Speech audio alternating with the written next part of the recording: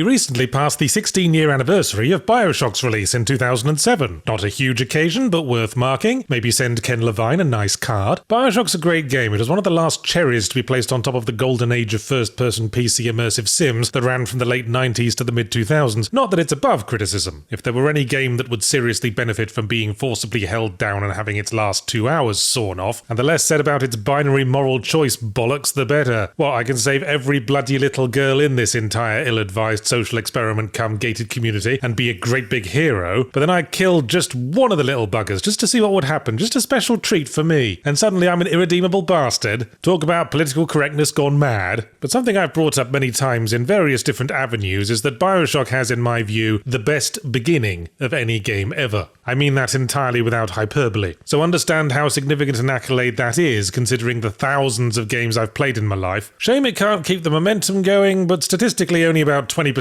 of players actually finish games, so a good beginning goes a long way, and the best approach to take when kicking things off to ensure maximum player engagement has multiple schools of thought. A surprisingly popular method is to make us watch 19 legally mandated unskippable company idents, and then tick a little box that says, while we don't want to have our identity stolen, we're not adverse to giving the publisher the opportunity to do so, as long as it means we can shoot some monsters for a bit. That aside, one school of thought states that a game's opening should have a slow burn to let us gently sink into the shoes of the protagonist and learn about their place in the world, such as in Fallout 3 or Assassin's Creed 2, which both literally begin with the main character being born, and that's about as immersed in a character one can possibly get. The diametric opposite viewpoint believes that a game should kick off with an exciting action sequence to immediately seize the attention of the easily distracted dum-dums. Mid-story, if necessary. Many games have done that thing where they start with a flash forward to the big action scene in the third act before rewinding back to the actual start of the plot. I kinda hate that, because it's immediately killing suspense. We now know exactly where the plot's going to end up and how high the peak of the action is willing to go. I prefer to be surprised. Imagine if at the start of Saints Row there was a flash forward to Saints Row 4 and you saw yourself as the president fighting aliens before suddenly getting dragged right back to slightly shonky crime sandboxing. You'd have been confused at best. Another popular approach is to begin in a vehicle travelling to the game's main setting, pioneered of course by the opening train ride in the original Half-Life and the roughly 90 billion games that start with flying in on a helicopter with the side doors left rather irresponsibly wide open. The upshots of this method include being able to establish the setting with a nice sightseeing tour of where we're going to spend the rest of the game, and to create a sense of isolation when the vehicle we're in finally drops us off, or more often than not, crashes. There's a related technique popular in horror games like Silent Hill 2, Resident Evil 7 and Blair Witch that I like to call the Forest Walk, where the game starts with a relatively peaceful hike through a forest, creating a sense that the hero is unwittingly getting further and further from safety with every step. And part of what makes the start of BioShock so effective is that it employs every single one of the techniques I've just listed, except for the flash forward thing, but it does open with a bit of attention-grabbing action. It starts with a plane crash, but one that you more hear than see. It stays rigidly fixed in the first-person perspective from the word go for immersion's sake, and spoiler alert, the plot has a little bit of unreliable narration going on, so we get one shot at the back of an airline seat before there's a blackout in your character's memories, catastrophic noises, screaming, and the next thing you know you're underwater, surrounded by sinking debris, desperately fighting your way to the surface for air, and bursting up, gasping, amid an ocean wreathed in flames. But then, the tone flips on a dime. You wonder why your character isn't moving for a few moments until you experimentally touch the mouse and realise you're now in control. And this is very deliberate. It's why I love this as a game intro, because it does things that are only possible with interactive narrative. There's a reason why the game doesn't automatically steer our character out of the wreckage and up the lighthouse steps, because whipping the leash off at this point is intended to convey the same thing as the infinite ocean stretching to the horizon, the total absence of other survivors, and the remnants of the plane still sinking below the waves, the sense of being abandoned, even by the guiding hand of pre-rendered narrative. The moment of desperate survival has passed, you've no resources, no one's coming to help. What now, twatty pants? And in this moment of total bewilderment, we gravitate to the one thing that represents stability, a lighthouse extruding from the waves. We leave to one side the question of what a lighthouse is doing here without a crumb of dry land in sight, because we can tell from our protagonist's laboured breathing that he is in dire need of a towel and some hot cocoa. But we don't find that once we get inside the lighthouse, do we? No, the lights pop on, and suddenly we're getting disapprovingly stared at by a huge statue holding out a slogan on a banner as if daring us to disagree. And that quickly, the tone has flipped again. Now we're not a desperate lonely survivor, we're an interloper descending an immaculately decorated rabbit hole. We're herded into a bathysphere, and thus begins the vehicle ride towards the main setting portion of the intro. But hold your horses, because first a projector screen needs to drop and Andrew Ryan needs to do his impeccably written opening monologue. Is a man not entitled to the et of his cetera and all that? And I can only imagine what must be going through the mind of the poor sod we're controlling at this point. He's just narrowly escaped death, he's soaking wet and freezing cold, his mind is fizzing with fear, adrenaline and confusion, and now he's getting bombarded with philosophical rhetoric by a dude who comes across like a 1950s girlfriend's dad we're meeting for the first time and evidently failing to impress. But just as we might get completely overwhelmed, go into a fetal position and cry, yes, fine, I'll become an objectivist, just stop yelling at me, the projector screen whips away and we are awestruck by our first sight of Rapture, an impossible city on the seabed, glittering with neon signs and lighted windows. Oh look, there's a whale. See, the beauty of the Bioshock intro is that it's such a beautifully paced roller coaster of feelings. Explosion, danger, desperation, then strange calm, sinking despair, loneliness, then confusion, getting yelled at by a bloke who looks like Walt Disney, then dumbstruck awe. And we're not even done. The tone settles down as the bathysphere arrives at the station, then bam, horror and violence again with the first Sploicer encounter, then reassurance when we first contact Atlas, a bit of intrigue as we explore the first area and see the discarded picket signs. The sine wave between exciting action and quiet contemplation continues, and we are very firmly off on the right foot. Pity the game can't keep that foot glued on for the whole runtime, but that's what happens when you peak early, I suppose. So I challenge you, commenters, can anyone think of a better beginning of a video game? Now we've established I can't. I think Bioshock Infinite's up there, mainly because it's basically the same sequence, beat for beat, just moving in a different geographical direction. It's possible that it overdoes things a bit. I preferred it when I was a silent protagonist. I don't like how Bioshock Infinite's main character, Booker DeWitt, keeps feeling the need to comment on stuff. Yes, it's a city in the clouds, very impressive. I didn't need to hear Booker DeWitt making impressed noises to know when to be impressed. I'm not a cocking sitcom audience.